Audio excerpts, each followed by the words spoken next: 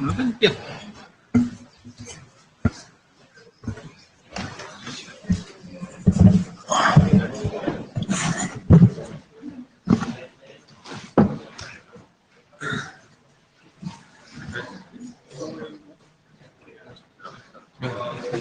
People, all of the kids. 850 people. It's half last one. Oh, that's all? Yeah. I thought it was a different number. I thought it was like much higher. This was local to this. Number of people in the room. No, but so.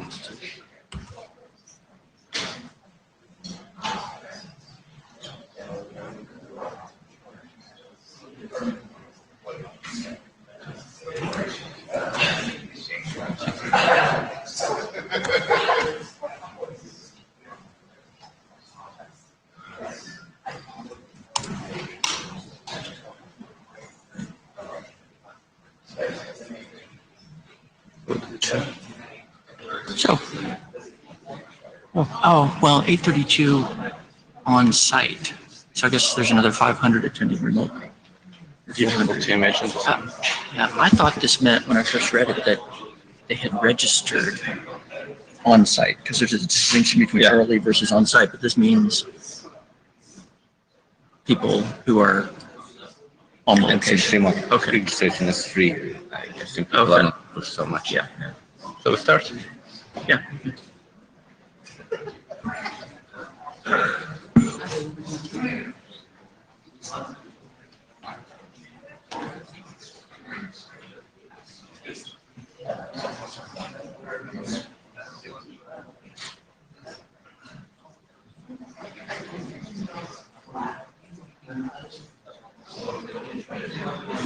Okay, go for it. Good morning, Routing Working Group. Welcome to SIL. We're about to start our first meeting. And we'll start with chair's notes and Basham.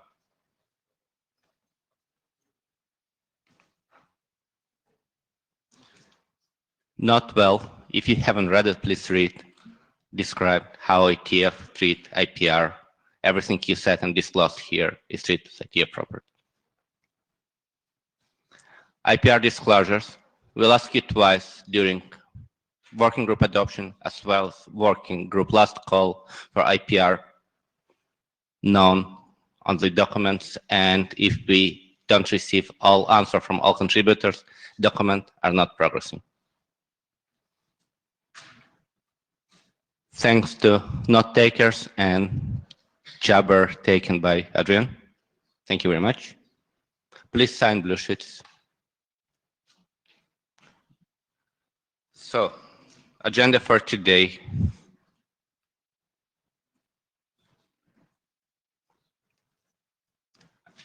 Should we read the agenda? Probably not, right? No, I would say, yeah.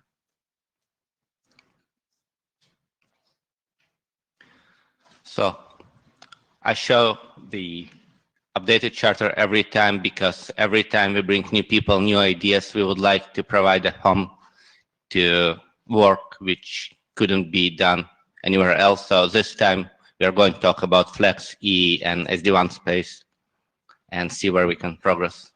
The urge from industry is there, lack of interoperability is there, so potentially there's work for us.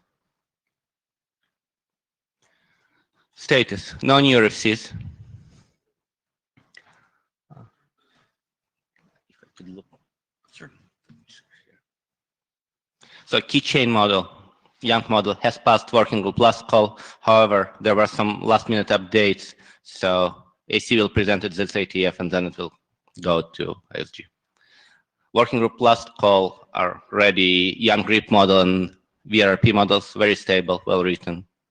Thanks, Shufeng, for great work.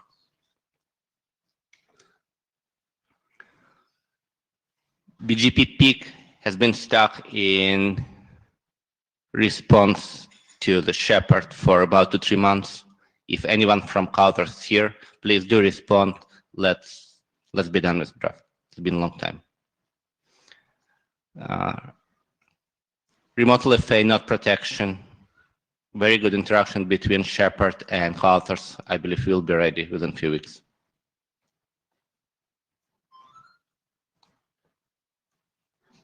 So working group drafts.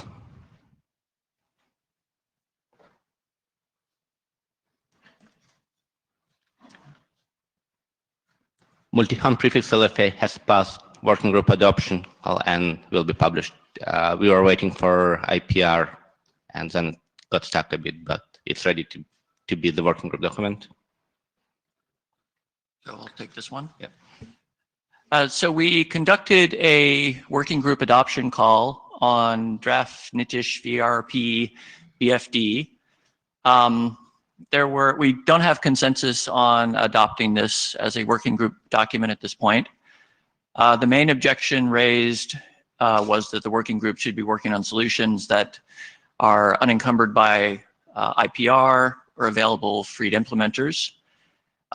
There was discussion on the list following up that indicates that it's possible that Section 4 is what's covered by the IPR disclosure, and that covers the point-to-multipoint BFD part of the solution. It's useful to note that this draft was actually the merge of two documents, which were merged at the request of the working group. The unicast solution version was VRP BFD1, and then the other point-to-multipoint solution. So a potential solution would appear, I'm just throwing this out there, it's up to the authors and the working group to sort of, put this into action if they think this makes sense. A potential solution would be to unmerge the drafts, redo the IPR disclosure poll for the new draft, presumably just start with a new name so it has sort of a fresh IPR disclosure section, redo the IPR disclosure poll, and then redo the working group poll. That may be a way to address this and move forward with at least the part of the work that isn't contentious. Okay, Loa Anderson. Since I was one of the people bringing this up, and I have an interest in another draft, I think that your solution here is okay, because then we will see where the IPR actually apply. The problem is that we can't go and look at the IPR today, so we don't know. So that's a real problem. So we have the same problem in MPLS working group. But if this works, it's a good idea, because then we can start doing something on the MPLS working group document. Okay, so please go ahead and do this. So it's a problem in general, because being good citizens, we are trying to get IPRs as soon as possible. On the other side, we know it takes about a year to 18 months for IPR to show up online. So there's no way for people to look into IPR and figure out whether it covers parts which are important.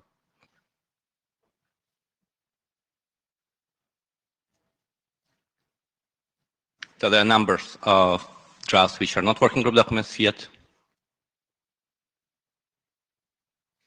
And Jean?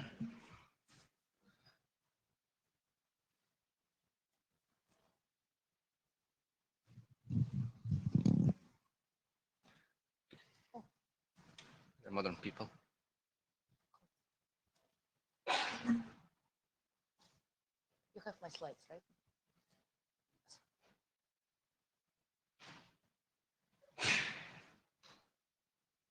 That's weird.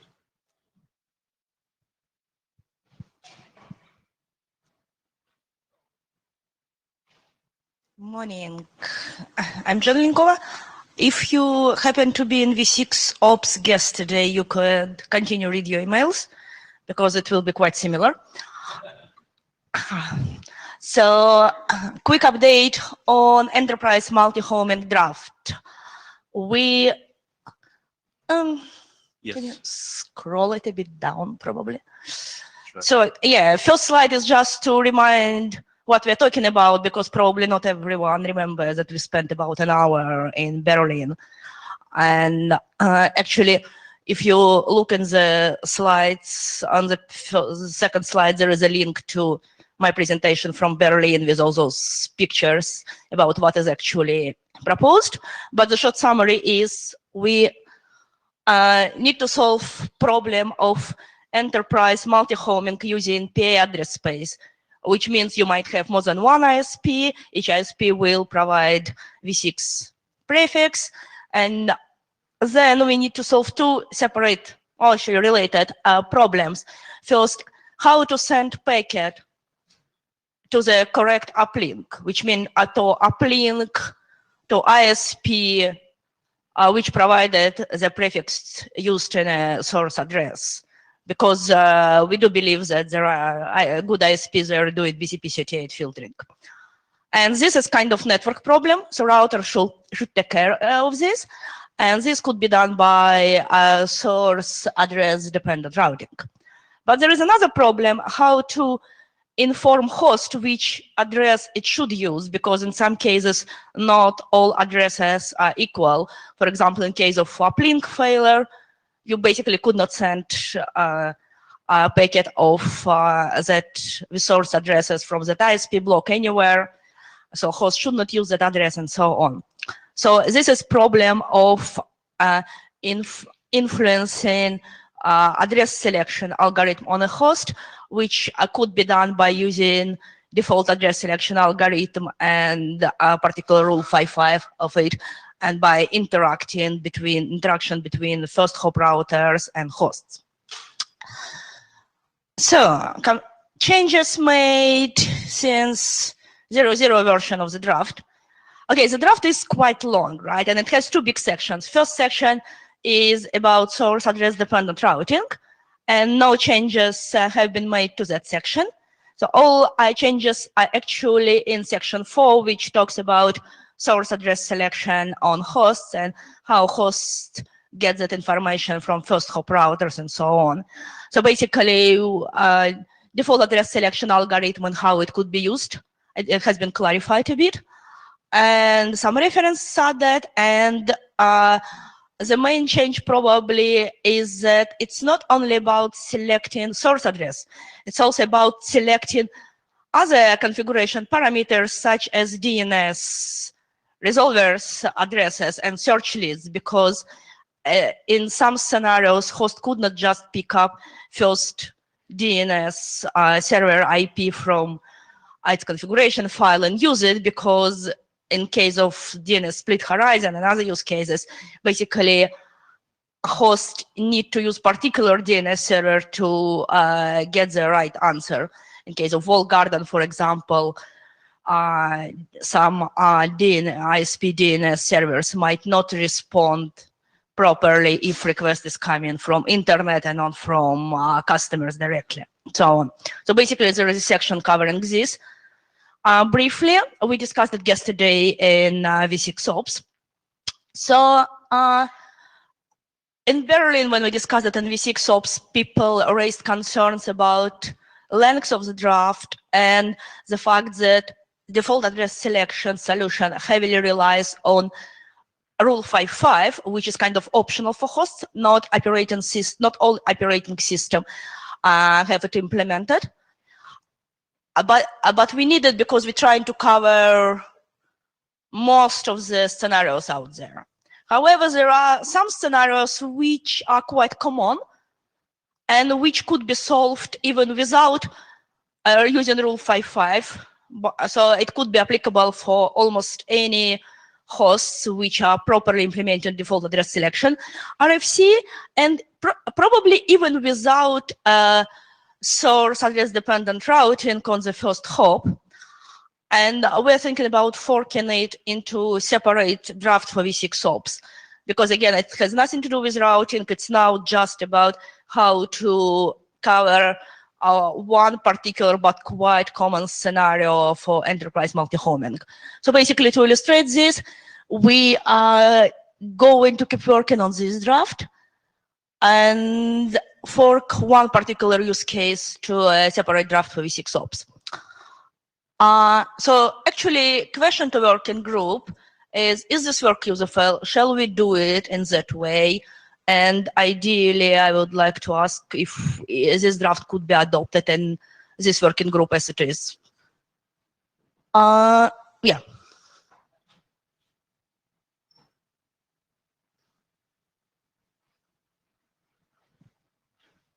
AC Linux Cisco system.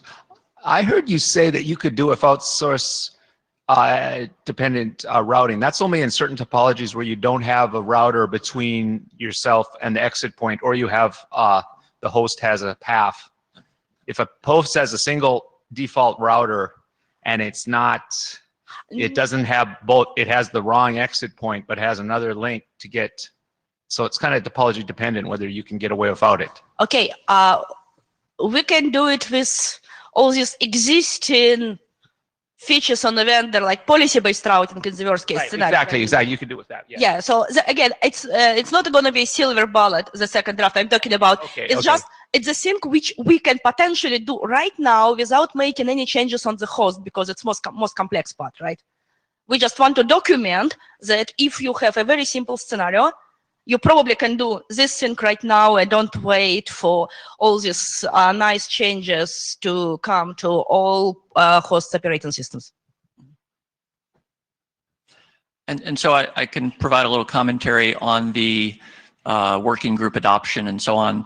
I would favor it. Part of the reason that I participated in writing it was because about a year ago, we got a request from V6 Ops to address this problem. V6 Ops can't really do protocol stuff. And a lot of the work on this is, about half the work is source test routing related and half is host behavior related. There are many documents in the past and present that address these topics, but I found it very difficult to sort of have an overall picture. So I helped put together an overall picture, which I hope can function as a sort of a work plan for what needs to be done in the routing area, and potentially also in 6-man for the host behavior stuff, if anything is required there. So far as I know, draft doesn't require any changes in host behavior. Okay. Should that, so outlining what is actually needed from that is good. So anyways, since there are several drafts related to this in various working groups, ISIS and OSPF, as well as another draft in here that's already a working group document, this seems like a reasonable sort of roadmap document and overall solution description that would be good if it were under the control of the working group. So to rephrase, chair position is to have draft here and have it adopted here. However, we would like to hear from you whether working group is interested in progressing this work, and if not, why.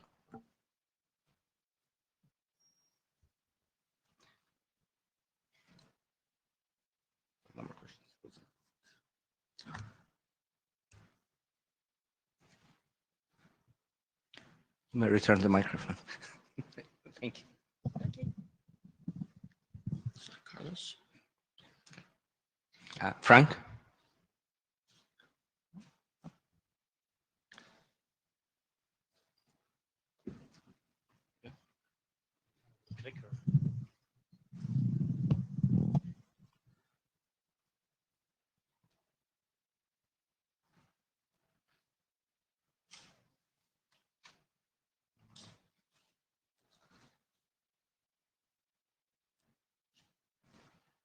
Okay, so this should be a brief update on if something's coming up on in situ OEM. So the thing used to be called Inband in the first 2 incarnations of the draft. We changed the name, and thanks to Eric Nordmark for providing a new and fresh name. In situ, I think, hasn't been used anywhere else. So we can portray the new behavior with a new name now. There is a bunch of changes that are already visible on this particular slide. We dramatically increased the number of co-authors for 2 main reasons.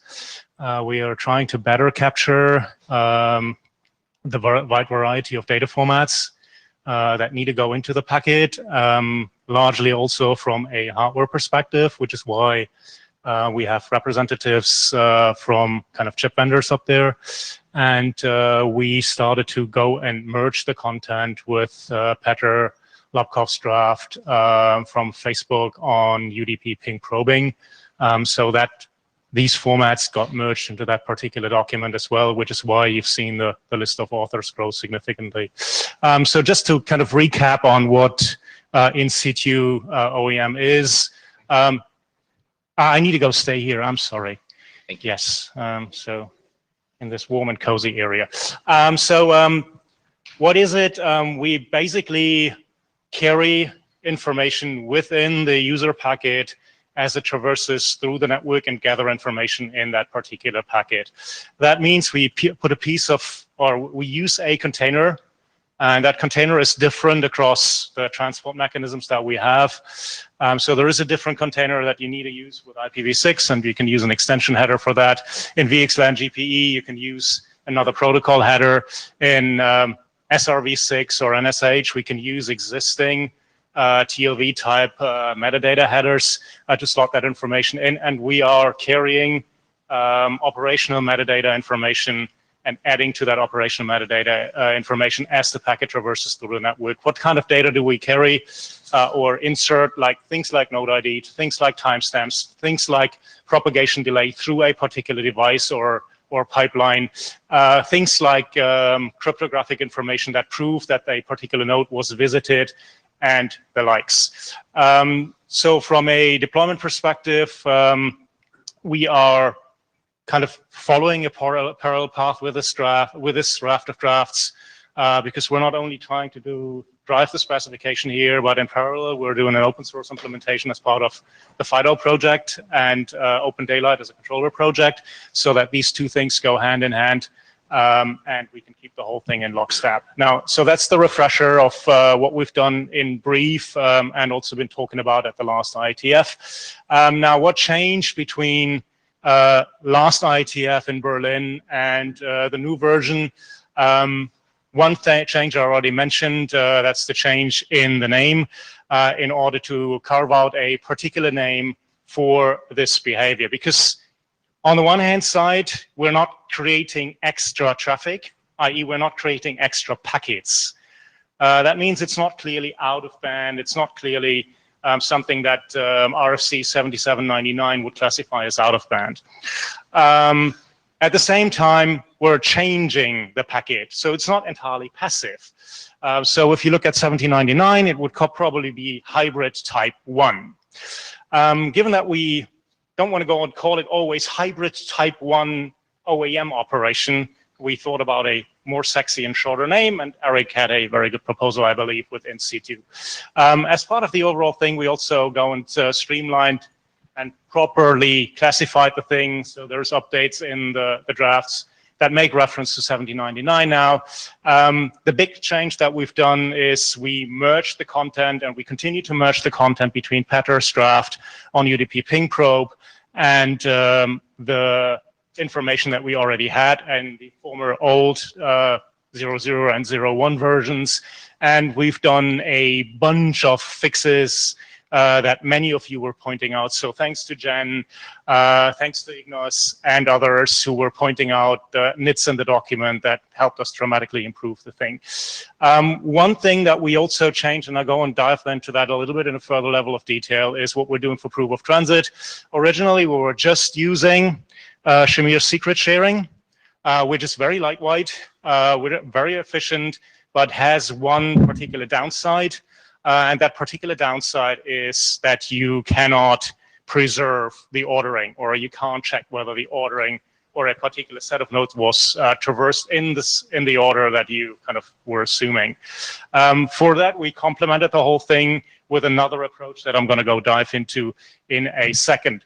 The second thing is we also dramatically improved on the threat models that proof of transit has, and those threat models included one that was heavily discussed, and that was the problem that, well, you have the proof of transit header and you have the payload, and there is no immediate coupling between the two.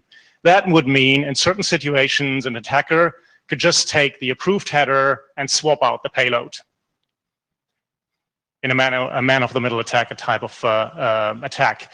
And that is something that we fixed that caused quite some kind of conversations on the lists. And that is something that we fixed by linking the random part, so the unique identification of the packet, which is also kind of controlled with the operation of either nested encryption or Shamir secret sharing.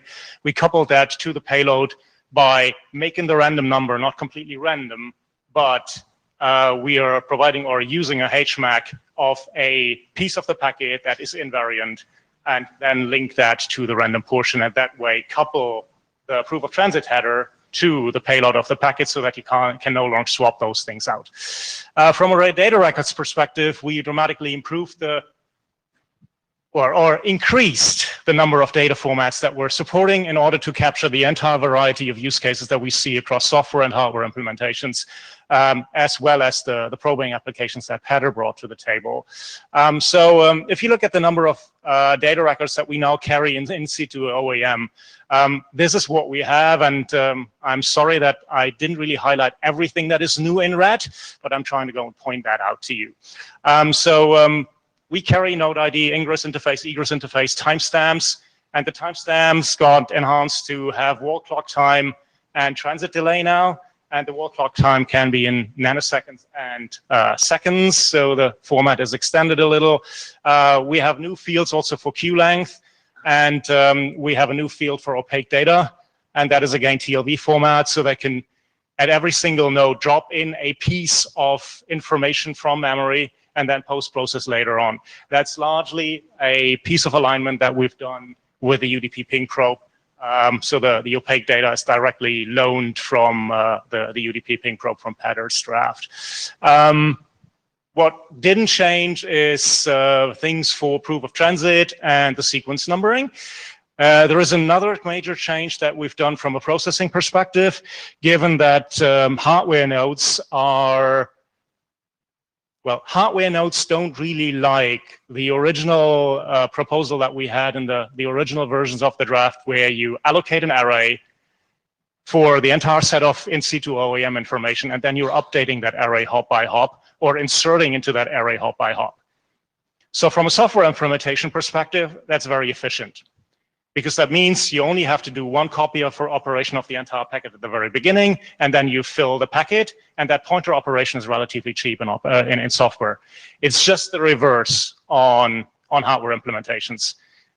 Expanding the packet is relatively cheap in hardware, and then just dropping in the information that you want to go drop in at a distinct and well-defined point in time all the time, that's cheap to do in hardware, which is why we have two operations right now. One, which is software-based or focused on software-based operations, where we pre-allocate, and that's the pre-allocated mode that we have in there. And there is another set of operations where we dynamically or incrementally extend the packet. Those two can be happening the same time. So if you have hardware and software nodes, they can choose to do it their way, so that, well, you have eventually even two types of header in there. One that is being updated or going to be updated for hardware nodes, hardware capable nodes, other nodes that would update the thing in software would use the slightly modified format. Okay, so I already promised that we added a option, and then Stuart, I think it's only 2 more minutes, and then you can probably go stand up again. And Stuart, you were inspiring that at the last IETF, saying, well, what about, well, Shamir secret sharing, auto preserving? And well, we couldn't do that day one, and we said, well, let's go in for those who really require preservation of order. In many cases, people don't really say that that's so much of a requirement, but there are cases, and you brought them up, where that's a requirement. We said, okay, we can go and fix that problem by incrementally or in a kind of nested way encrypt the packet or portions of the packet. And in our case, it's just encrypting or providing a crypto operation on the random field again, and then carrying that across. And at the very end, have the verifier kind of check whether the sequence of encryptions is exactly what it should be. That means it's kind of as if you would compose an onion. So you start with something, and then you layer nested encryption, one layer over the other, at every single node or service hop that you want to go verify. So we use very much the same set of metadata that we would use for Shamir secret sharing, a random and a cumulative number. In this case, in order to really use standard AES, we would probably need to make the metadata 256 bits, so 2 times 128. It's consuming a little bit more than with Shamir secret sharing, and we obviously need hardware that supports well, efficient crypto. So it's a little bit more heavy on both the use of metadata as well as on the compute side, but we can preserve the order, and that's another thing that we documented as part of the draft. So a little bit of a kind of an announcement for what we're going to do on in Bits and Bytes on Thursday. We're going to go show a couple of demos. Starting from the right-hand side, originally we were just demoing from an open source implementation perspective what we can do with IPv6 and extension headers to carry in-band OEM information. By now we have support for the very same thing with a protocol header and VXLAN GPE. And even in VXLAN GPE, we update the header at transit nodes so that you have visibility of the quote-unquote underlay if you want to. In addition, we're going to go and demo an application using in-band OEM now, very much the same way as what Header had with the UDP probe, where we're kind of probing an entire network and trying to understand which links work and which links won't work. And on the very left-hand side, the demo will be called Anycast or multicast Anycast or whatever. It's combining in-band OEM with segment routing to do intelligent Anycast. So if you have an Anycast server selection scenario and you want to go pick the best server, be it from a load perspective or be it from a server to client delay perspective, what we do is we piggyback in-band OEM information or in situ OEM information, I've got to go correct myself, onto the SYN and SYNAC in order to understand the delay parameters, and then we're choosing and nailing the connection to the one that we believe is the most obvious or best using segment routing. So all of that will be kind of shown on in Bits and Bytes on Thursday. Now, I had a bit of a chat yesterday with the ops area directors, and they were voicing a kind of moderate interest to go and swing the work, given that it's largely operational based, into Ops AWG. So they voiced a bit of a preference to land the work there as opposed to in RTG. We don't really have a preference. We just want to land it somewhere, which is why I said, well, likely we're going to land it there, but I want to go still hear kind of the opinion of this working group, where we would go and best progress the work. The reasoning behind that is it is really operations that we're doing. So it does make sense to land it there, given that, well, there is protocol aspects, absolutely. There is also aspects with regards to overlay OEM, and we can use the container that the overlay OEM design team has defined to go and carry the data formats that we have. So that aligns very well. But yeah, well, I absolutely want to go hear opinions, and I see, well, Greg and Elia lining up to probably provide a point on that. But maybe Stuart wants to get up again first, and sorry for keeping you standing for so long. So I'd like to go back to the first slide, which is where I was. Stuart Bryan. Go back to the first slide. Let me see whether I can do that. So we've got this. Go the next slide. We've got this shim layer that's going to provide a universal OAM system. What I don't understand is what happens to ECMP in this network now we've added that there, because it seems to be quite hard to get to the 5-tuple. Very few people are ECMPing on anything else, and the size of some of those fields is going to make it enormous. By the time you've gone through multiple IPv6 addresses, multiple extra things for segment routing, you know, you'll be sort of off the end of the packet before you can even get to the 5-tuple. It is a concern. So I think the delicate situation that we're dealing with is specification and reality here. From a specification perspective, you should be able to do that, right? And there is hardware that is properly capable of finding the L4 information, even if you have a chain of extension headers in front of you or whatever, right? It does exist. Software does that brilliantly. Does all the hardware do that brilliantly? Maybe not. And the variety is quite huge out there on what happens if you put even extension headers into an IPv6 packet or any other tunneling encapsulation. What happens to ECMP? I think it's, well, there's a wide variety out there. Should we just go and constrain ourselves based on the constraints on the current hardware? I don't believe so, because then new protocols would never ever happen. V6 would never ever happen if we say, well, we got to go and support only the chipsets that we have at hand today. Because back in '99, we wouldn't have specified IPv6 in that case, right? So let's do the right thing. And hopefully the chipset vendors have. Without getting down. One more point. Yes. The two guys that we have on the draft, so maybe let's go to the first page. They don't say it's not a problem. So not all hardware vendors have the same problem. So you do have to live in a real world with build deployments, with not very many greenfield new deployments, which means that you do have to be at least reasonably backwards compatible in the way you introduce these things. And indeed, groups that think about backwards compatibility from day one do best, which is perhaps why we're taking so long to get V6 deployed. Fair point. Greg Mirsky. I'm concerned with their, especially with this incremental increase of the size of the metadata and MTU. So the egress that initiates this in situ OEM would not know the resulting the maximum metadata size that will be end up. So the packet may exceed MTU somewhere in flight and will be dropped.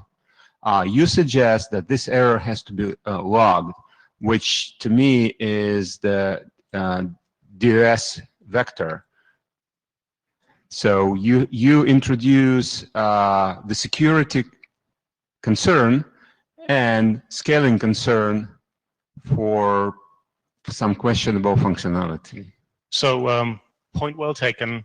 The concern that you're raising is exactly the concern where we didn't have that in the 0.0 and 0.1 version of the draft. So you got to be very cognizant of what you're doing if you're doing the incremental stuff.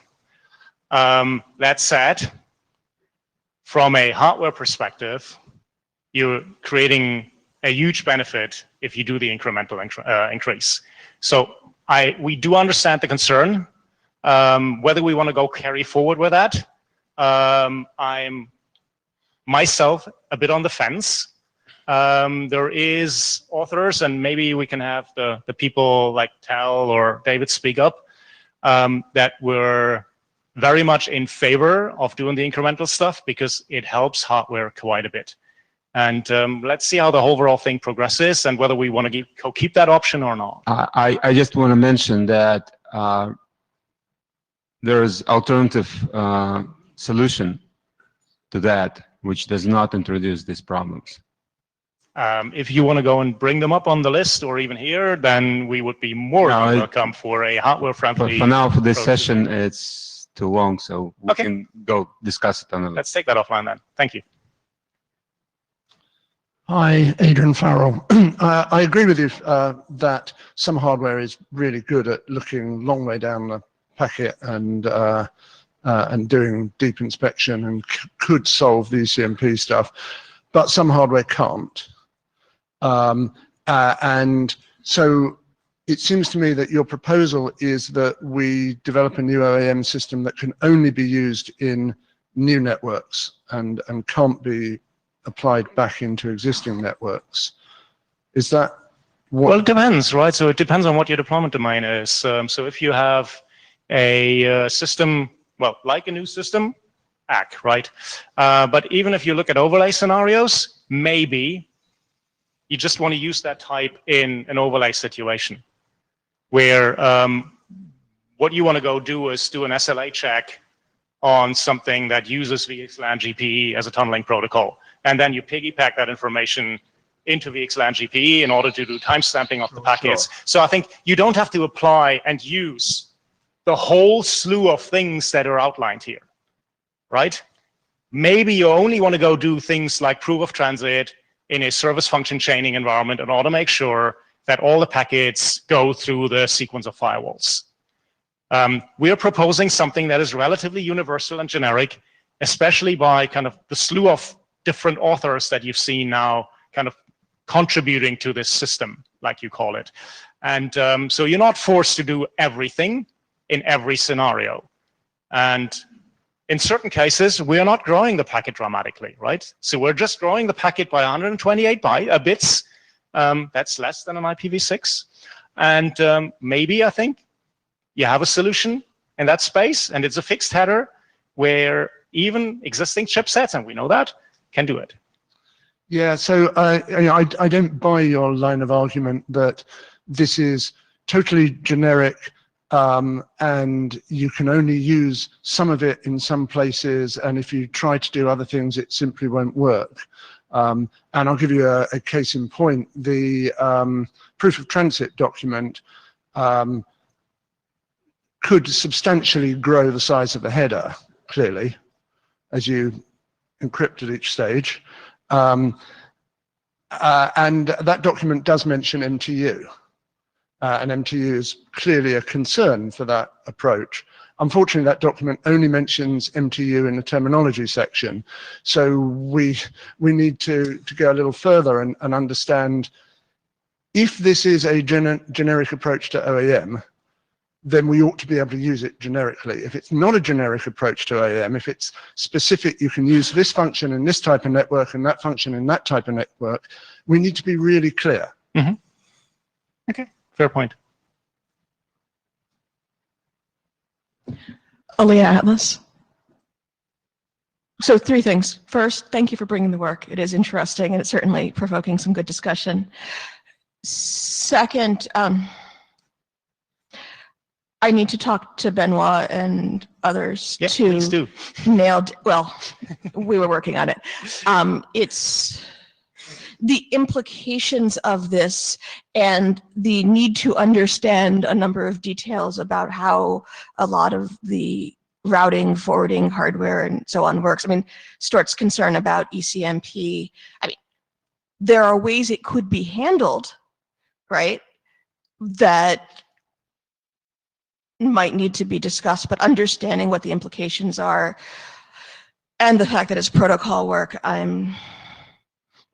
there's always cross-area stuff. So I need to talk to Benoit. I don't feel like OPS-AWG is quite the right fit.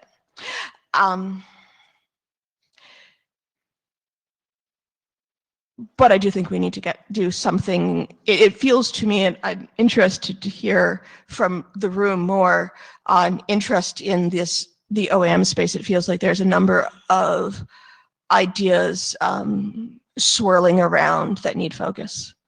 Okay, thank you. AC Lindum, Cisco Systems. I think this is really too big to fit here, and I think it either needs to be kicked back to ops or in a separate working group. Thank you. All right. So one comment from my side, that there's a number of drafts being discussed which expose particular capabilities of hardware. So being able to push number of things, being able to read entropy fields. So maybe looking into how you could reuse same work by pushing hash at ingress node, which could be read by every node in transit and use it for entropy somewhere closer. It could be useful and make life easier. Yeah, thank you. Yes, I suppose you could, sure. You could increase your encapsulation by putting a convenient UDP header in front of it and at least load balance off that. We can also do that, and that's probably also something that there's one thing that we had up here.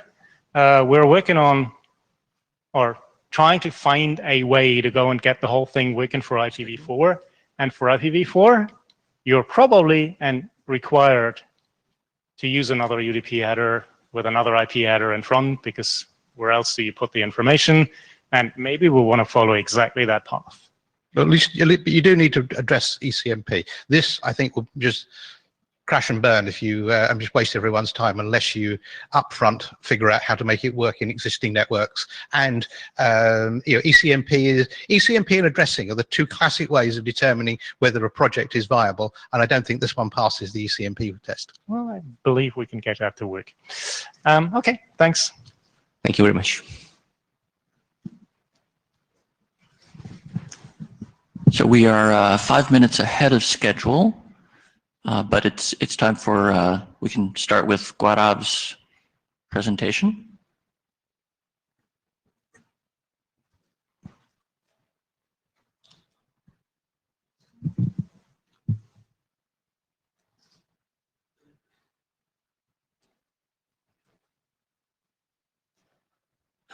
Okay, hello everyone. Myself Gaurav Agrawal. Okay, and today I will be talking about our draft related to MRT FRR with segment routing. So, okay. So as we all know, MRT is an FRR technology which is capable of providing 100% coverage in node and link failures for IP LDP traffic. It's a well-proven technology which has reference implementations available in the industry, and both the MRT architecture and the algorithm is an RFC now. So what we are proposing over here is to reuse the existing work which is already being done for the MRT for the segment routing. It's not. Okay.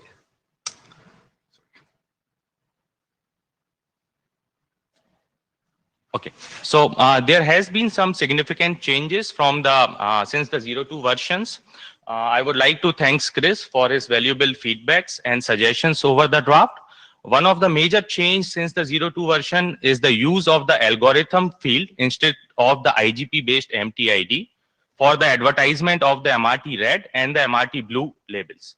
So along with that, we have defined two new additional algorithm values corresponding to MRT red and MRT blue, and a new MRT profile has been defined for the segment routing. Okay, let me quickly introduce the steps involved to make MRT FRR with segment routing work. So the first step is to define a new SR-MRT profile and use the existing IGP extensions for the MRT to exchange the same. The second step is to define two new SR algorithm fields corresponding to the red and blue and use the existing IGP extensions for the SR to carry the same in the algorithm TLV or sub-TLV for basically SR MRT capability exchange.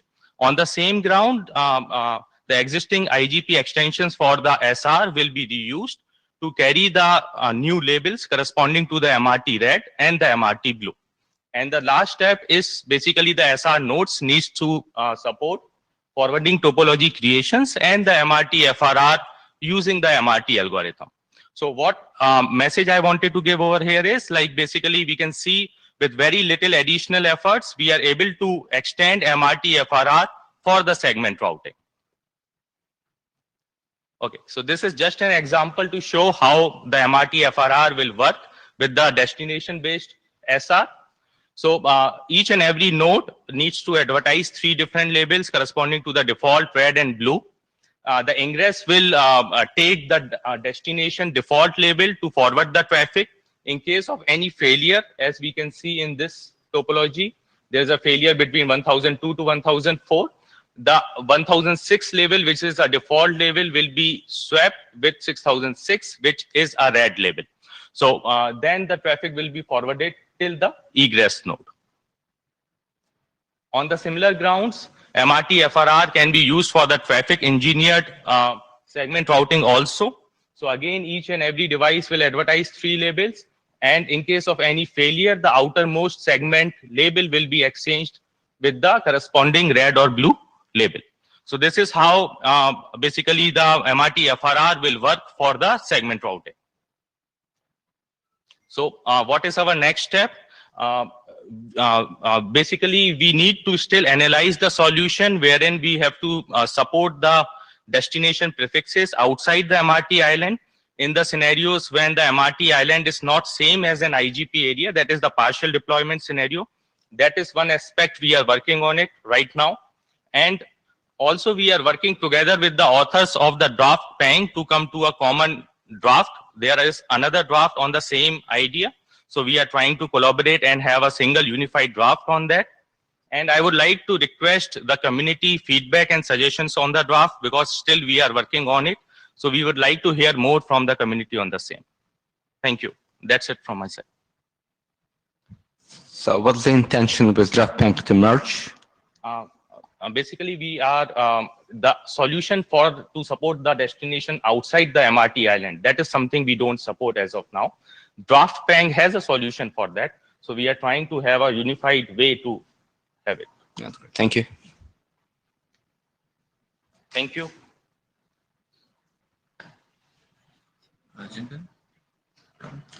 Robin? I just saw him walking out of the door.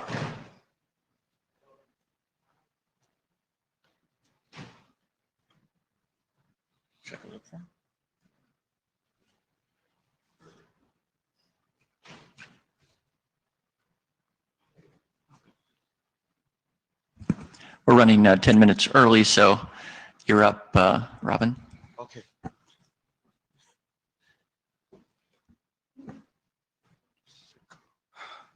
Find your.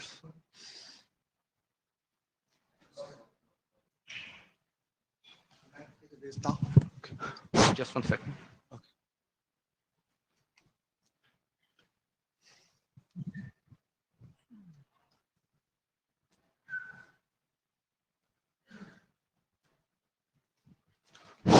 You can use the clicker. Okay, thank you. How long can I get? Please stop me in time, okay? Because Robin is always waste time. Okay. You've asked for 10 minutes. So Okay. 10 minutes. Okay. So I explain this one. Sorry, everyone. This is Robin from Huawei. Okay, I'm sleeping now because I whole night no sleep. Okay, please do not challenge me too much. Okay. Now I will talk to this one. This is an interesting topic. This is the architecture of network artificial intelligence. In fact, this topic has been presented in the SDN-RG. Okay, so now that a lot of work has been done in the SDN and NFV industry. But now I think I like to propose these ideas. Okay, so I think this will help us to maybe move on based on my team's research in the SDN and NFV areas. Okay, next one. Okay, this introduction. The first is the artificial intelligence. Now is popular in the IT industry related business, such as with the famous is Google AlphaGo, is beat the human. Okay, everyone knows this is the exploded news. Okay, this one also says a great example based on artificial intelligence. But now it's time for the network. Okay, we use the artificial intelligence for the network. We call it as network artificial intelligence. But here we have proposed several the examples, use case is that based on this, the big data collected from the network. So then we can do some of this, the machine learning. Then we base on the failure patterns. So then based on the decision tree. So then we can implement the following use cases. The first one is the self-adjustment of the network. Second one is the self-optimization. Now that the typical use case is the PCE work in the TIS working group and also the PCE working group. So a lot of solutions based on these solutions, the PCE centralized traffic optimization is being deployed in the industry. But we think we can get more work on this one. We can collect more data from this network and make our network. This is intelligent optimization. Third one is self-recovery, because now our network, though we always think our IP network is robust, but I tell the truth, our network, in fact, is very fragile. Okay, and the IGP flooding in the network make our network is flapping, but nobody can locate the root cause. Yes, I see. Okay, you know the use case. Okay, your error. Okay, okay. So, but now, based on the network artificial intelligence, we can immediately find the root cause of the IGP. Okay, and the next one is the traffic monitoring and failure location. Okay, because you can collect more network data and more network states, so you can get this one. Okay, next one is the traffic prediction. Okay, based on the past big data of the traffic, we can predict the future traffic. So then we can determine the traffic policy. Okay, so this draft is just the early phase. So we define the architecture of the NAI, including the reference model, key components, and the protocol extension requirements. Because this topic is the transition between the new error, older error to the new error. Because some work will, I think, have to be done in the working groups. Some work need to be done research working groups, research groups. So that's why I proposed in the SDN-Rtgwg and in the Rtgwg working group. Okay, so this is our thinking on the roadmap of our the SDN world. Okay, in fact, for the past years, some people think OpenFlow will replace the world. But after several years, we found it's not happens. Okay, so now, in fact, it's just the plus SDN. Okay, we have the traditional, this is the traditional traffic engineering, but the plus SDN, centralized traffic optimization, we get the smart work. Sorry, this one work? Okay, this smart traffic engineering. And also we have the traditional service provisioning, but it's time consuming and error prone. But now plus SDN, centralized automated service provisioning, so this instant service, okay, we get revenue faster for our carriers. Robin, you're on third slide in 6 minutes. Yeah, I know. You've got Okay, I can finish it. Believe me. Okay. I will finish and I run. Okay, and no issue. I will not feedback any comments. How this traditional OEM, so plus SDN, so have the intelligent OEM. Because now we have complex OEM mechanisms. For example, that is the layer 2 OEM, layer 1 OEM, layer 3 OEM, layer 4 to layer 7 OEM. For our net engineer is a hard work to locate with so many mechanisms. But even so, we think that we still lack of a lot of mechanism, because the lack of the mechanism causes us very difficult to locate the failures. So we call it intelligent OEM. Then this is the SDN application happens in independent area. But now Huawei, in the SDN-Rtgwg, we propose the SDNI, multiple SDN controller solution. In the industry, we call it as some call it the controller federation, some call it the hierarchical controller. But we propose the use case is seamless MPRs for mobile backhaul. This is the typical use case is done by my team. So that is verify this is the end-to-end traffic optimization in the seamless MPRs scenario. So now I think it's a time network artificial intelligence. Though we do a lot of work in the past year, but now network artificial intelligence is introduced. We think we are still in the early phase of the new network era. Okay, that's my suggestion. Because in the artificial intelligence, the the average of the artificial intelligence is just achieve the age of the human, is the 3 years old. But Google, some of these big guys, they can achieve 7 years old. But now I think for the network artificial intelligence, maybe just only 1 year old. So people, we are fortunate.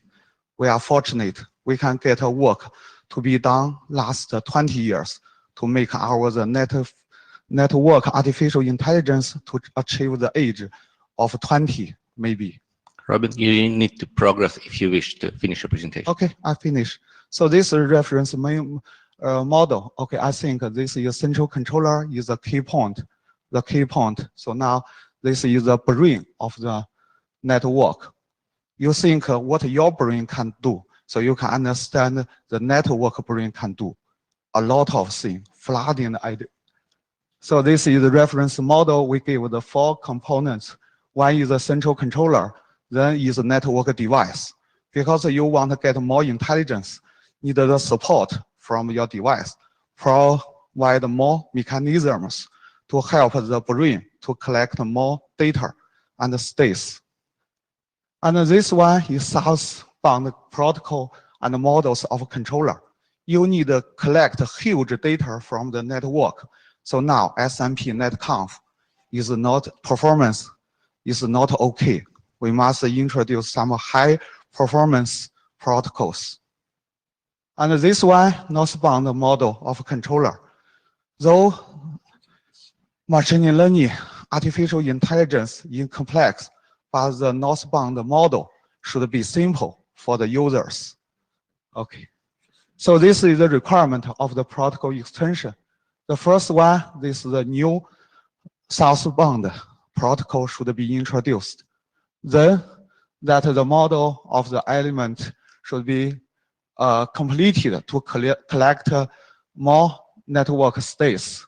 And then new OM mechanism should be introduced. And then this is the new models of the network elements should be introduced as a new OAM mechanism introduced. Okay, so this one is the northbound abstract model should be introduced. Okay, everyone, if you like, I challenge. Okay, so this is his. Sorry. I believe he used wrong slides to finish. So this is the last slide. No, this is not my. Sorry. In fact, I have we have finished the prototype. Sorry, maybe I finished this one. In fact, we also the open source work is being done in the honors. Okay, and also we will do this one in the running code to make it happen. Okay, so if you like, please refer to my slides in SDN-RG. That's the complete one. Okay, this is the next step. We determine the right working group RG to do. Okay, so that's all. Okay, thanks. Okay. I think there are Only one comment I can answer, Hannes. Okay, I can like to talk to you. Okay, because I'm now is very tired for you. If you like these ideas, I can buy your dinner. Okay. Okay, Hannes, what's your comment? Okay. Okay. Hannes Gredler, Rtgwg.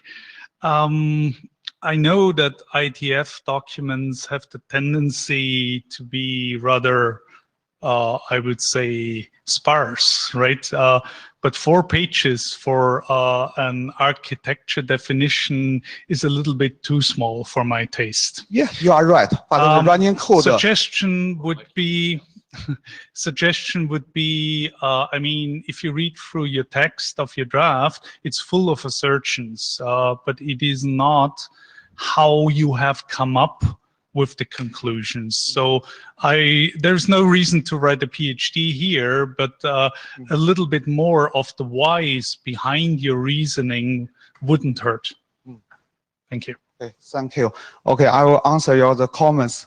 The first one, I think the text is short, but I think the idea is innovative. I also tell you this one because I think the slides means one slide. In fact, we have already finished the prototype. So I think we use as the open source for the big data, and also Hadoop, Spark, and also the Elastic Search, and also with the ELK that we do this the syslog. Do the syslog. We based on the syslog to the intelligent. So I think Hannes was giving some good advice about the text, and you could address that in the text. Let's move on to the next question. Dejan Bogdanovic, Volta. My question would be, you're saying you have to define a new protocol with all the protocols that we have available and some of the open source one. Couldn't you find the reasons, what are the existing one lacking, and then maybe propose extensions? If you cannot propose those extensions, then say for these reasons we cannot use any existing protocols, and this is the reason why we are going with a new protocol, with the suggestion of a new protocol. Thank you. Greg Mirskin, actually, I will second that, and I will point to the way how overlay OEM documents came about. So we first originated generic requirements and then went to gap analysis, and that draws conclusion into the gaps and whether it's as suggested extensions or some pieces they're missing. I think that would be reasonable approach. Great. I will communicate with you. Stefanikowski from Orange. What you are presenting looks like kind of autonomic networking, and I think there are already some work on this. No? Sorry, I know. It looks like autonomic networking. Automated. Autonomic. Automated. Autonomic. Anima working group, yes. Sorry, I cannot catch your point. So that after the presentation, I will talk to you. Okay. Okay, thanks. Okay, sorry for my sleepy. Okay. You can put mic in there. So Mahesh.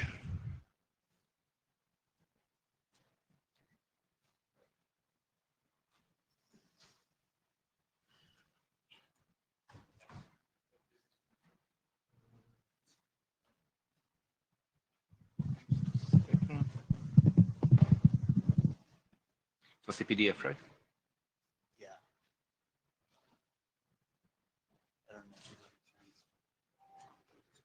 Yeah, I've got latest. So there's an updated version which is going to be presented.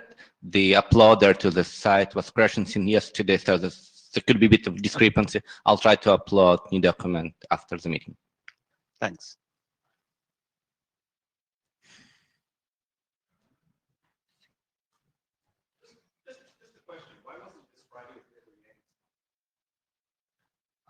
We just ran out of time on Friday. Sorry, what was it? Oh, okay, because I'm not there.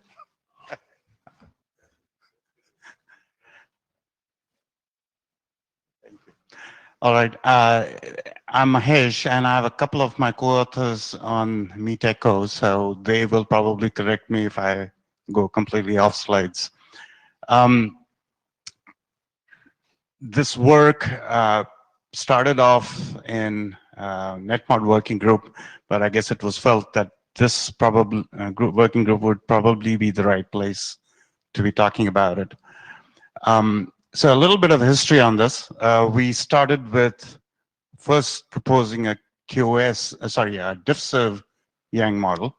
The result of it was that people asked, so what if I want to have a model for L2 costs or a model based on 802.1p.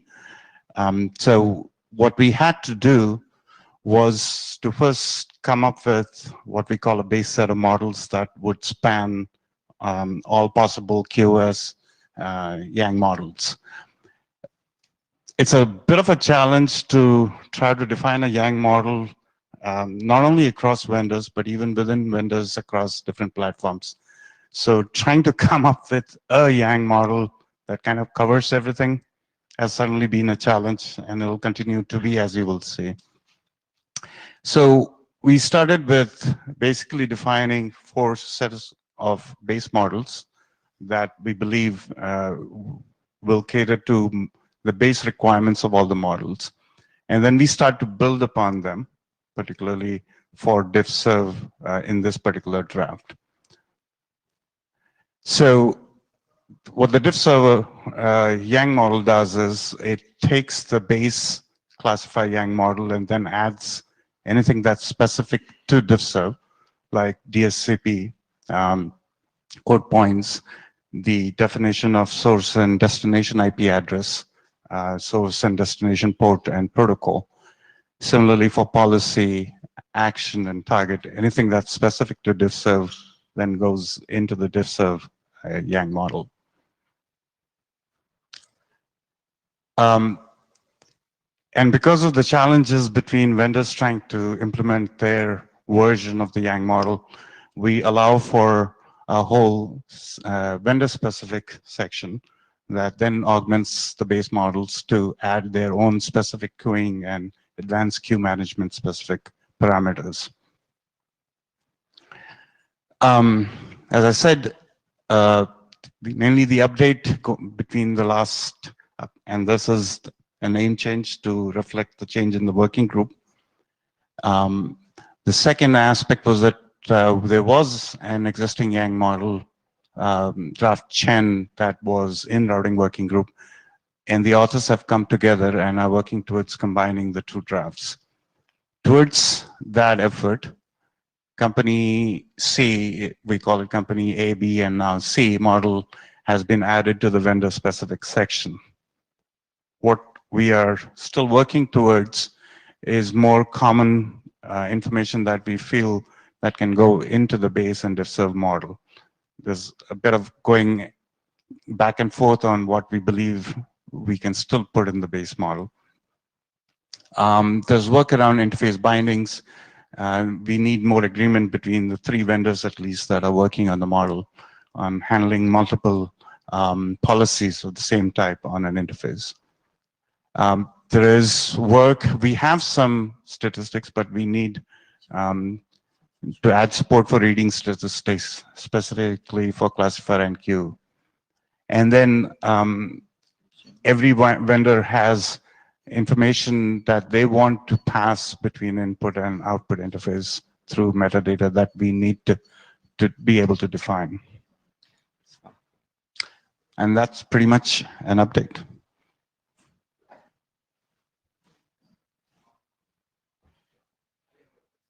Why? Okay, go ahead. AC Lindum, Cisco Systems. As somebody who worked on the problem of harmonizing different line cards and the QoS in a different company, EasyChip and 2 generations of proprietary ASICs. I would support this work. I like the way you've done, and you've taken the pieces that can be common and put them in separate models, and then you have those extensive examples. I think we should take this work. Thank you.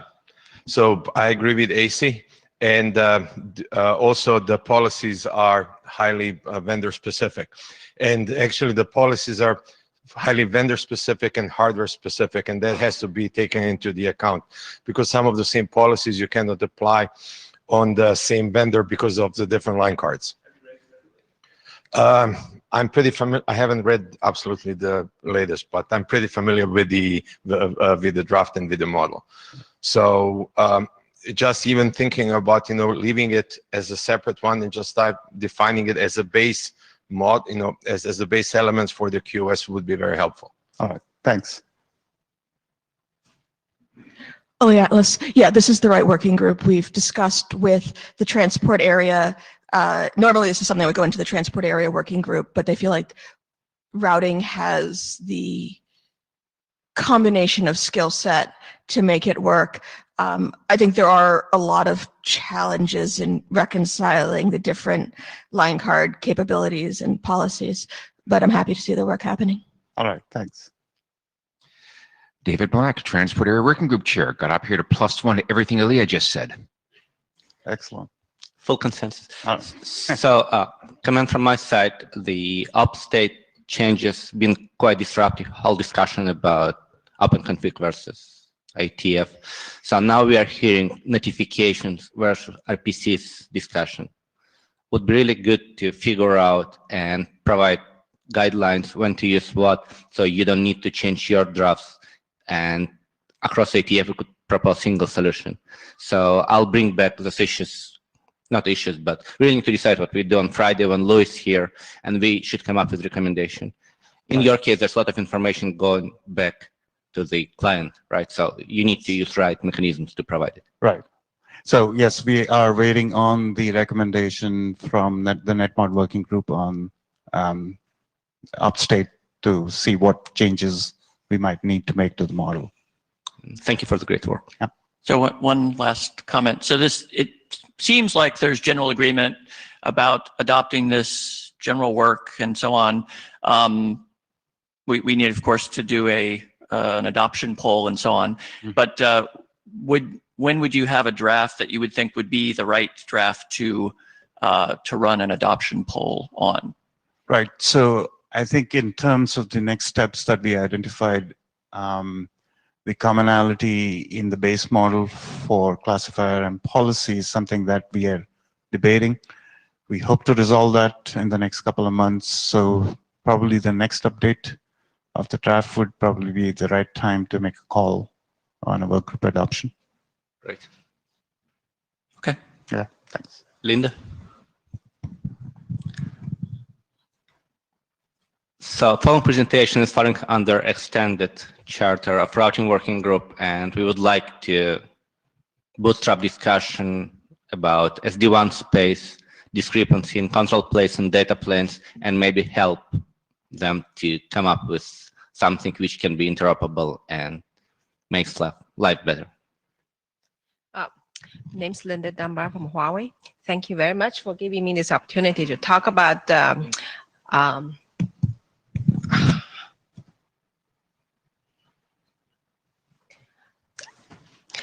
we call it cloud VPN, or the industry has been calling it SD-WAN. Okay, so most people probably have heard of SD-WAN has been so hot in the industry because many enterprises believe that they can suddenly just put the SIM CPE on the edge, and boom, they get a network, and they can bypass the MPLS VPN network. They can bypass lots of things and provide all the services they need. So the architecture started with many enterprises used to be fixed locations. You create a VPN among the locations. But as more and more enterprises are using data center, cloud data center for some of their sites or some of their content, so more and more need to be able to establish the VPN to the cloud. And so with that, this SD-WAN comes. So what is SD-WAN? Based on Gartner, their definition of SD-WAN is really being able to multiplexing different kinds of underlay network. So your underlay network, you could have a VPN already, L3 VPN being built, and then your client need to increase capacity, and you put those SIM CPE there so that traffic can be bridged between those two. Some of the high priority traffic goes through the MPLS-based VPN, and some of less important traffic goes through the internet. And some of the service providers use this as a way to determine if they need to expand their core capacity for VPN. They can first put a SD-WAN on the customer edge as the traffic become more steady, and as the the customer need to willing to pay for long-term commitment, then they can increase the core MPLS-based L3 VPN. So for the Gartner-defined SD-WAN, but that is like a enterprise service customer kind of viewed as the WAN network. But for a provider to provide those kind of private network, with SLAs. It is more than just establishing tunnels among the edge nodes. And for provider provide those SD-WAN, first of all, they need some kind of SLA. And also they need to be able to bond this overlay with the underlay network. And as edge, the SYNCP can be floating from one data center to another data center, and they will be able to dynamically bond them together. Another thing is being able to have the virtual function or physical function being instantiated to ensure client-based policies. Can be QoS policies, can be security policies, can be value-added services. So those are all included in the provider-provided SD-WAN. So it's more than just the SD-WAN. Okay, so the key differences, because internally we have to face that. We have L3 VPN, L2 VPN, and this SD-WAN. What are the key differences? First of all, the L3 VPN, L2 VPN are based on MPLS, right? It's MPLS-based network. And also the sites are limited. You're talking about 50 node size, 100 nodes, or 500 nodes. But when you come to SD-WAN or the Cloud VPN, the size can be much, much larger. One of our customers telling us for their virtual access router, or we call SYNCPE, they are talking about in a magnitude of 50,000. The number may be too high, but in terms of number, it's much higher. And from client perspective, they don't see any kind of routing protocol. All they see is they have SYNCPs, they connect them together, and they define the QoS policies. They define the value-added services. They don't even worry about where those functions are instantiated. Those are all transparent. And so they don't worry about CE to PE interaction, those routing protocols. So the reason I bring this presentation here, this is just a 0.0 version, is really to stimulate more discussions. Because for the SD-WAN, many people will say, hey, there's nothing to be done. It has been deployed already. But the truth is, if you're talking about SD-WAN from service providers' perspective, be able to provide those services with SLA. Actually, there are lots of work to be done from routing area. To begin with, so we have so many tunnels. If we talk about 10,000 end nodes, you're talking about lots of tunnels, different encapsulations. And then there's also like a control plane. For example, you need to discover all the endpoints, whether the endpoint can support your needed encapsulation. Maybe if you want to build a tunnel between A and B, and the A support GRE encapsulation and B support GUI encapsulation, and then how do you build tunnel between them? And also from control plane point of view, it's being able to dynamically bind those overlay with the underlay. Also there's the data plane and how do we monitor it and how do we do the fault isolation. And there are some existing work actually done already. There is some RFC, there's an AeroLink done many years ago, maybe over 10 years ago. There are some new things being discussed in that draft. So many of the work, many of the areas, the problems addressed by those AeroLink actually are applicable to SD-WAN. The AeroLink, I'm not saying their work is 100% correct or anything, but those are the issues need to be addressed. Here, just list a few, right? Basically, the interface, the end node characteristics, okay? And there are also the route discovery, And there's another work. It's about the NOMS, the protocol, and they also listed a bunch of issues. I think those has to be addressed. So there are lots of problems. I'm bringing this draft here mainly to stimulate some discussions and to look at all the problems associated with SD-WAN and be able to maybe narrow down to a few that we as a community can address them, either using our existing protocol, existing approach. I'll be maybe able to have some kind of extension. And so the next step is we are looking for people who are interested in this area and maybe send emails talking about it. And that's the purpose of this presentation. Any questions? No questions. So looking around, I see both people who consume this kind of services as customers, as well as people who are building this kind of services. Most companies usually started with build first, standardize later. So I believe we are close to second phase, and especially consumers of the technology now facing lack of interoperability. Imagine you're building Rtgwg and your BGP implementation just doesn't interrupt. So we are getting close to this kind of situation. It would be really good if both sides, so the selling side and buying side, would come together and propose solution which work for everybody. We don't want to push it through the throat. We IETF define solution, you have to implement it. We would like to come up with a solution which provides interoperability at high level, which provide translation from intent into maybe something proprietary that works for everybody.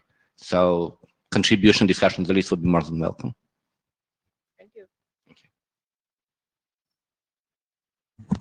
So Stuart's up, but do you have a comment, Daisy?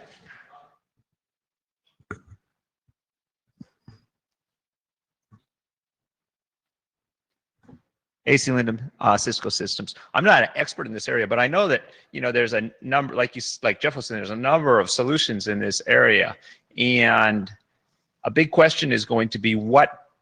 And since they're completely overlays, they're completely private and don't really need to standardize. So it would be good to say what parts need to be standardized and what parts don't need to be for something like this. And possibly, I guess what we're looking for is a standards-based overlay network, like an SD, or no, I won't call it SD-WAN. I'll say a standards-based overlay VPN. Is that what we're looking for? So I would say there are a few parts. Number one, I think most important one is the data model. How do you describe service? So at least from consumer perspective, they could define their service. It could be then instantiated in possibly proprietary way. Number two, if you look at number of encapsulation used, you name a name, it's there. So you cannot really put two devices from different vendors on the same service. So we are facing same issues we had in the 1990s. It's just another space.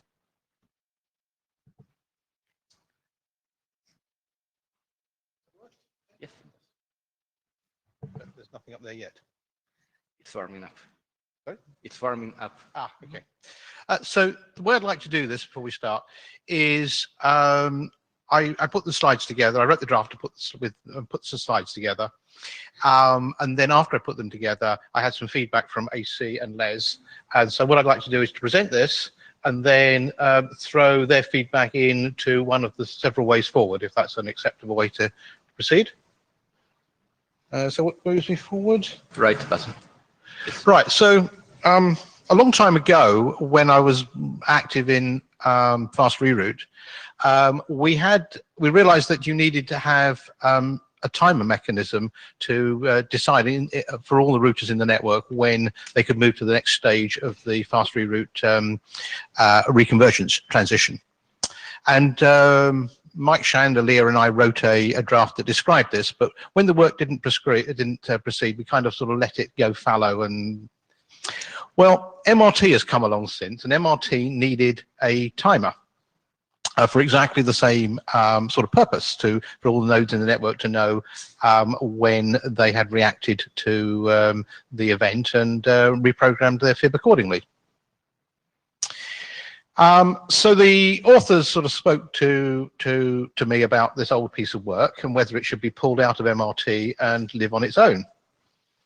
And it certainly occurred to me that if we're going to write a draft to do this, did we need to write a draft that dealt with the concept of parameter synchronization? When I say parameter synchronization, these would previously have been invariants in the network. And invariants are something you can't really change. And the question is, do we need to have a mechanism to sort of kind of change agree amongst all the nodes in the network that they can change any of these really fixed parameters? So, I mean, the alternatives are to doing some sort of vote in the network are that you bake the constants into the protocol. They stay there forever. Which can be difficult if there's a hardware dependency, which there is in this particular case. We could do manual configuration, static configuration, or SDN configuration. Again, possibly a bit difficult if you need to get to the SDN controller over the protocol whose parameter you're thinking of fixing. Or we could get a node to flood around the network what it would like the parameter to be, and then have a voting mechanism. So the idea is that each node floods its preferred parameter value. Each node supporting this knows what the selection algorithm is, because clearly, depending on what the parameter is, it could be biggest, largest, smallest, whatever. Then there's no negotiation. I mean, it works just like any other link state sort of thing. You flood the information, you trust everyone to do the right thing. In this particular case, we're thinking of picking a timer value, but one could imagine other possible parameters. You need some rules about when you use it. Our general view is that you should use it as soon as it's received. But in the case of, for example, convergence time, you shouldn't initiate a new transition. You should just use it the next time you need to use it. We wrote two templates, one for ISIS and one for OSPF. The templates are actually kind of identical and were based on sub-TLVs, and that's where I've had some feedback. So this is pretty much sort of vanilla ISIS way of adding an extra sub-TLV in, and the same for OSPF. So what are the properties we required from the convergence timer, which is the thing that triggered this piece of work? Well, it must be consistent amongst all the routers in the network. You really want to take the worst case, that is the highest value of the convergence timer, so that even the slowest piece of hardware is ready for the next stage. When you introduce a new router to the network, it must move, and if it's got a higher value, then you have to move to that. Similarly, when you remove the slowest router from your network, you'd like the network to fall back. Otherwise, you end up in this bootstrapping sort of process that you can never get back from. So the idea is that you hunt for the largest value in this particular case. It could change the value if it discovered some reason for needing to change it, for example, a new line card perhaps or something. If it's in multiple areas, it might need to run a different timer value in each of the areas because it's got to worry about the timer value of its friends in those areas. How you figure out what the value is outside the scope of the document. That's clearly highly hardware specific. So what we were proposing for the convergence timer was 16 bits of milliseconds. We would pick the largest one. if the value changed, we would use the new value, but we wouldn't initiate a new transition. What happens if a transition is in progress? It needs to be defined. The flooding scope we set up there, i.e., not leaked between levels. I think that's really all the key points. So what do we do next? So I had some feedback.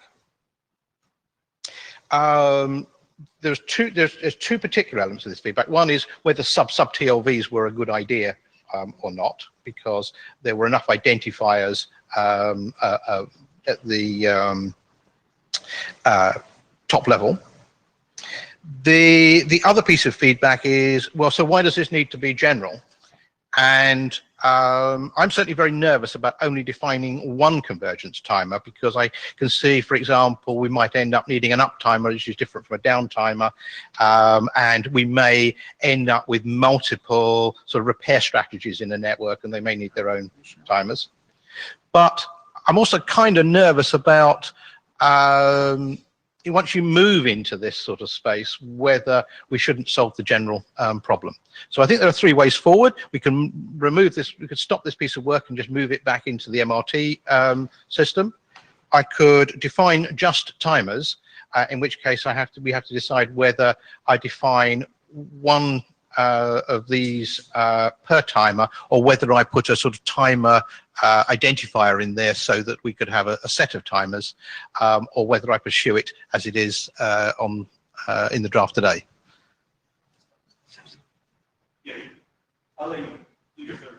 I think that was all of them, wasn't it? Okay, I'll go ahead because I can't count. Yeah, we had this discussion. My initial reservation was about the generic semantics of this timer were 2 paragraphs, whereas these things specific to the convergence timer itself were the bulk of the of this, were a page and a half. Right. Why do we really gain that much by defining a separate class for this type of parameter that has to be synchronized? But then we also talked about in ISIS, where you only have the 255 types of TLVs in space, in that case, defining a separate hierarchy helps the starvation. And then if you're going to do that, why not have the same exact encoding? Yes. It's going to be in different containers, because they're radically different between ISIS and OSPF. Yeah. But why not have the same encoding? So I kind of came around and I said, okay, let's, this is okay. This is okay with me to do it as well. I think we should hear the counter view at some stage. I can see the advantage. Yes. I have no problems with sub TLVs. I'll say that, because we're recommending them in OSPF v3 extended LSAs. Yes. We already have sub TLVs. Right. So not that it's widely implemented, but we have them. Thank you. Hi, this is Uma Chanduri. I read the draft, so I get a feeling that you're giving laying out generic requirements for any new parameter. Yes. Not only for this, which is Yes. good. And also I got a feeling that it's not only for MRT, for generic for convergence timer for Yes. LFAs want to reconverge. But what I see missing is basically there's no description of this parameter in relation to the current SPF hold down timers or delay timers. Is there any relation actually? It's no discussion on that. Oh, so the only timer we wanted to there was a requirement to put in here is the one that needed to support MRT, and MRT would have its own definition of what it used the timer for. So this was, the reason for writing this was to have the discussion about whether we needed a general mechanism or whether we should deal with this mechanism in the protocol itself. So if you want to make it generic, I think a little bit more details on what's the interaction between the SPF hold on timers, trigger timers, current timers, and how whether it's applicable or not, because it may not be applicable because you don't know whether you are reconverging or converging, right? First time, so. No. So I think so. First of all, convergence versus the multiple phases of fast reroute, I think will end up needing potentially needing their own timers, which is why I was a bit reluctant to just define a mechanism that committed us just to a single value. There is sort of difference of opinion around the various members of the authors of the draft about this, but I'm always concerned about pushing yourself into a box, because usually I've discovered I'm in the wrong box. But the definition of what the protocol does with this timer, I believe really belongs in the protocol that owns the timer. This is just about how you flood the value, the common parameter that you're going to use, and how you select that particular one from all the routers in the network. But MRT, for example, would definitely own the definition of what it used that timer for. Okay, so finally, I got it actually. So in conclusion, I like this idea to make it generic. I would like to see it make it generic, and some more work on this. Okay, thank you. Les. Les Ginsberg. Clearly, AC and I did not synchronize. So let's ignore the the bits and the bytes details. Yes. My fundamental concern here is that you've demonstrated a requirement to advertise one at the moment and perhaps more in the future related to a particular routing feature, MRT in this case. And you're choosing to do this by defining a container that could be used to advertise anything. Indeed. And given that we've struggled, perhaps not with complete success over the years, to confine the IGP advertisements to things that are related to routing, I object to the idea that suddenly we have to introduce something that has the potential to advertise anything we want.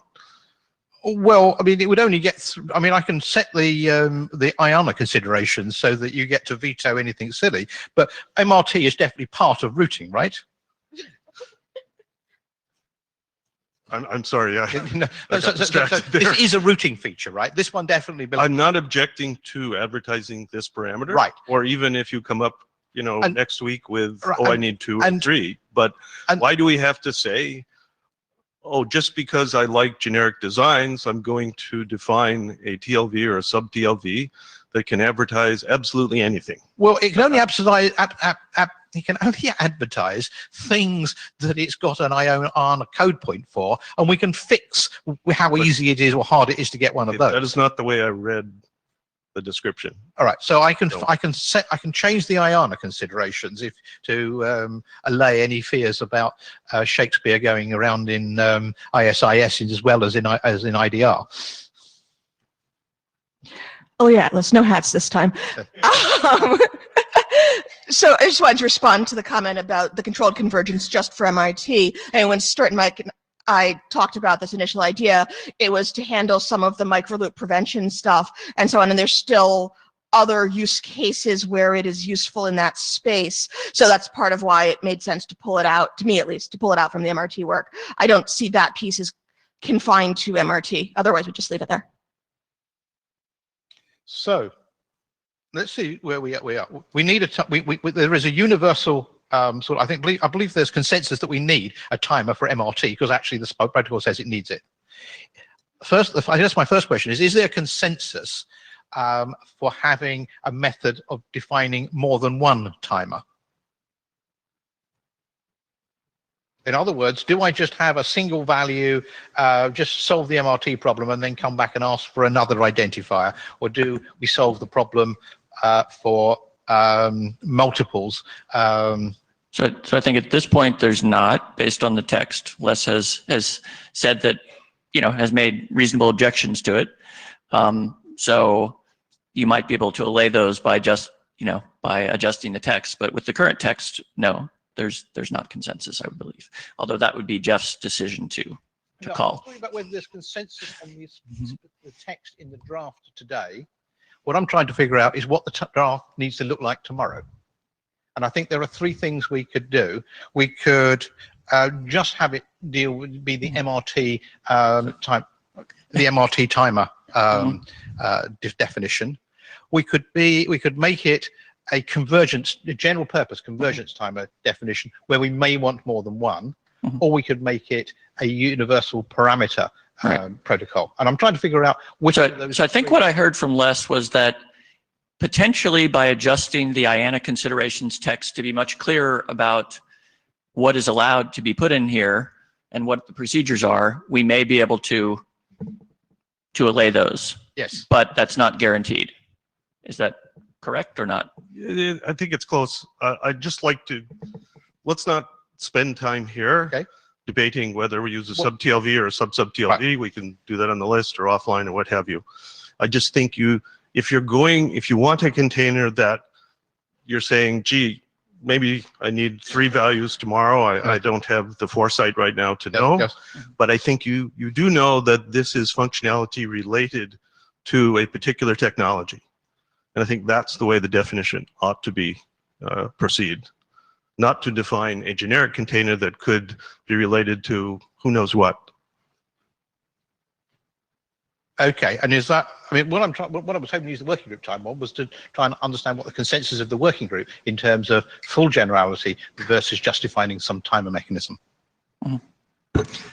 So, I mean, I think we got quite a lot of feedback on, it wasn't on the Rtgwg list, it was on OSPF and ISI's lists on this. And so I think another rev of the text to an offline discussion about it would be reasonable. I think they haven't completely rejected the idea of, more or less what it's like right now. Right. So try another version of that. Let's just hear what AC says. Okay. AC Lindum. What I think the most general version of it right now is any parameter that needs domain-wide synchronization. That's why I wrote it like this. That is the most general. And this, if you wanted to narrow it a bit, it would be domain-wide parameter that requires synchronization associated with routing, and then you could take it from there. All right. Okay. So I'm more than willing to to do that if that's the consensus. Uma Chandra again. So I feel the parameter should be specific to FRR technologies. It could be MRT or it could be another LFA technologies. It's relating to reconvergence of LFAs, and I think if you narrow it down to that way, that'll be good. Instead of putting generic parameter. Okay. I mean, I think we lose a lot doing that. I'm not sure I agree with that. Like I said, yeah. I think limiting it to routing would be enough. Right. Okay. Well, we'll definitely limit it to routing, and then I guess we'll have a discussion on the 3 working groups as to whether this is the right way to proceed or not. Does that work? Yeah. So there's definitely no consensus yet. So additional discussions required before we proceed. There are a number of drafts going out through IGPs. All of them do a single thing: the advertised capability of a node. So it would be good to see alignment across all those advertisements, because at the end, even though they go into different containers, they have same functionality. To do, you're capable of something in a particular way. Yes. So it would be good to see alignment across all of them. All right. Thank you. Hello?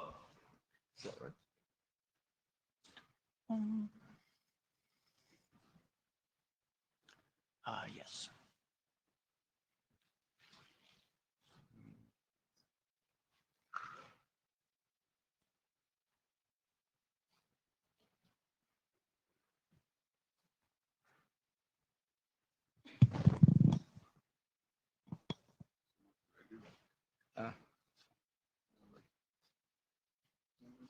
Yes. This is the self-destruction button.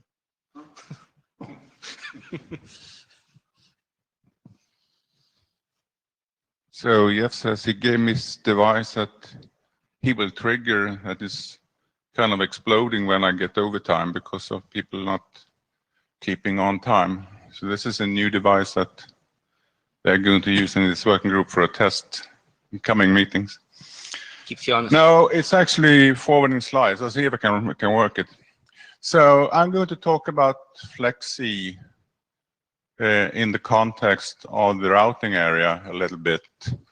FlexC generated a lot of drafts for the various working groups, and then eventually we got together and looked at each other's drafts, and then we said, no, we didn't think of that, all of us.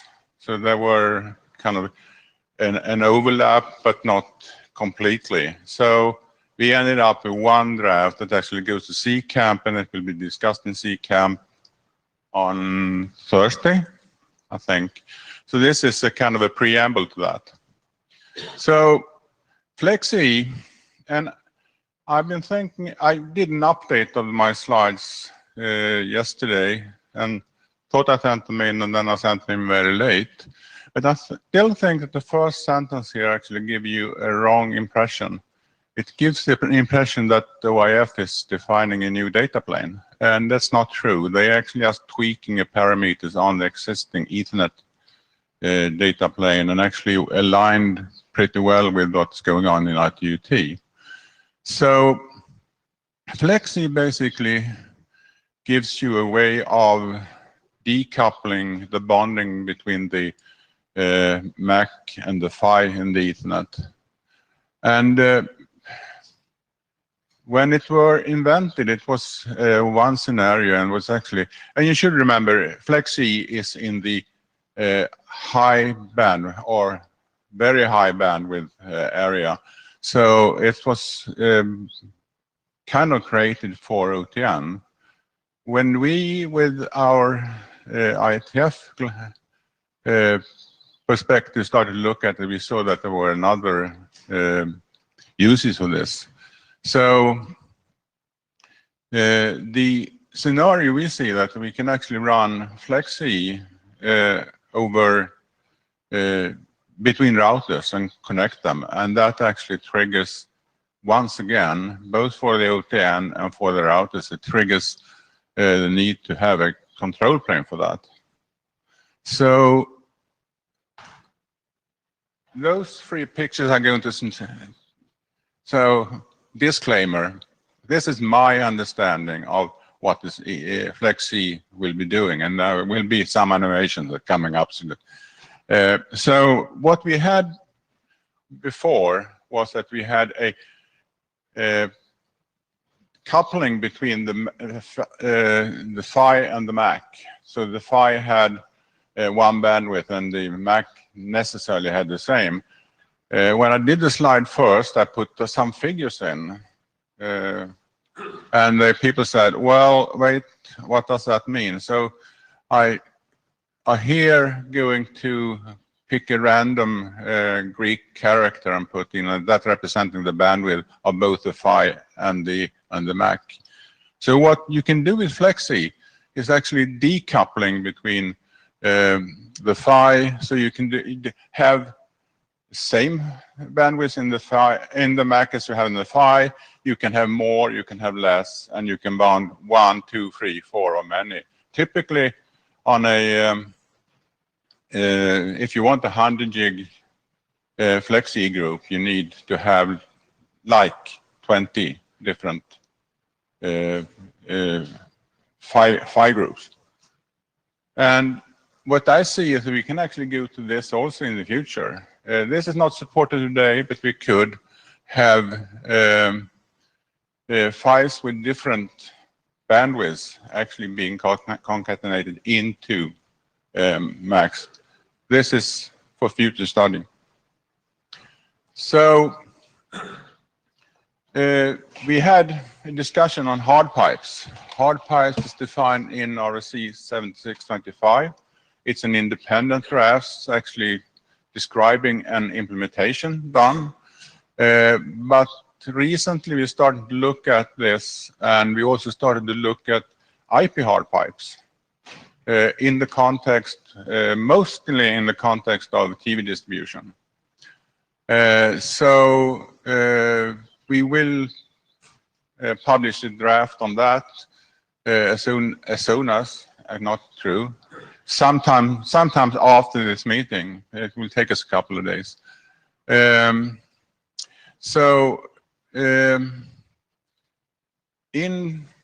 Sometimes we need to have guaranteed bandwidth. And hard pipes is one part of the solution. Flexi is another part of the solution, actually helping us to create the hard pipes.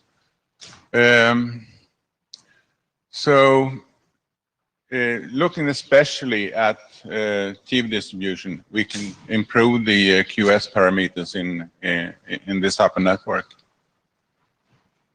See if I have the...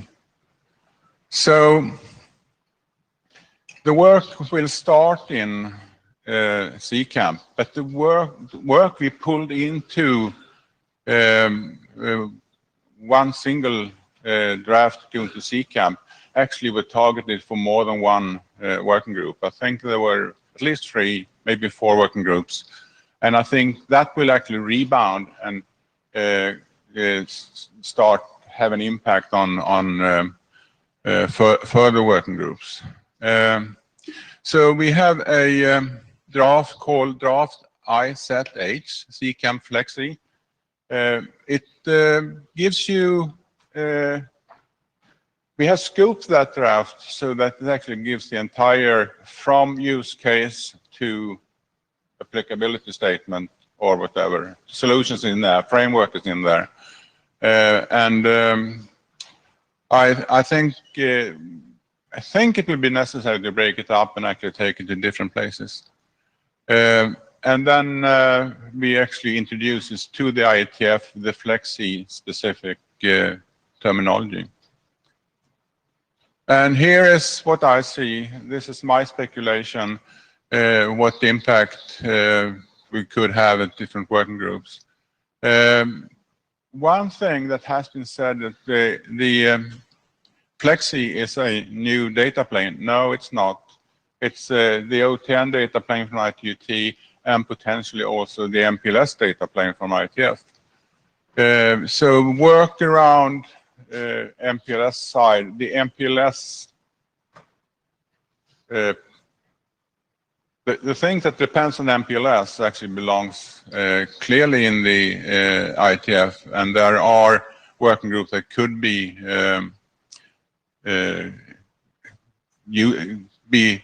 involved in this. The first 3 is quite obvious because we need coordination between CCamp and MPLS to do a kind of packet control plane. PCE is needed. I think there is a work that we probably want to take the routing working group that actually is on hard pipe, IP hard pipes for unicast and multicast. DetNet is certainly within the picture. And then we need capabilities to announce capabilities in routing protocols. And TEAS owns the signaling architecture, so there is an overlap between a lot of groups.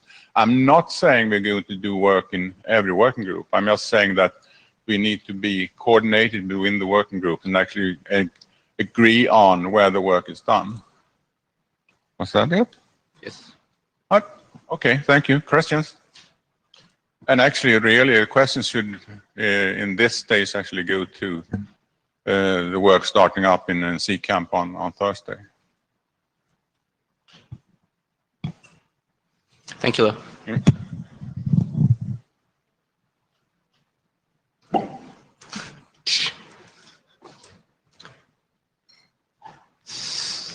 So this was the last presentation for today's meeting. Thank you and see you on Friday. So last presentation is not online yet. At the moment uploader works again, I'll upload it.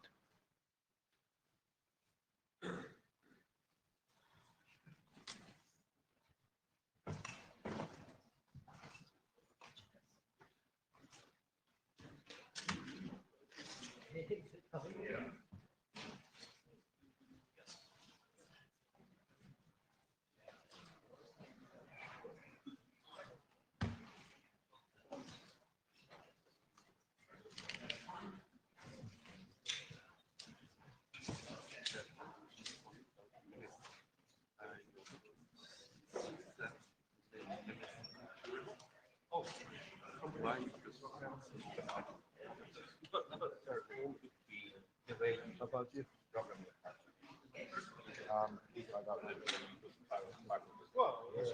I mean, it's always Running out of work was always a bug. This never ending. And that's how I feel. It's going to be easy. I'll make myself easy. Or something. I don't have to. Okay.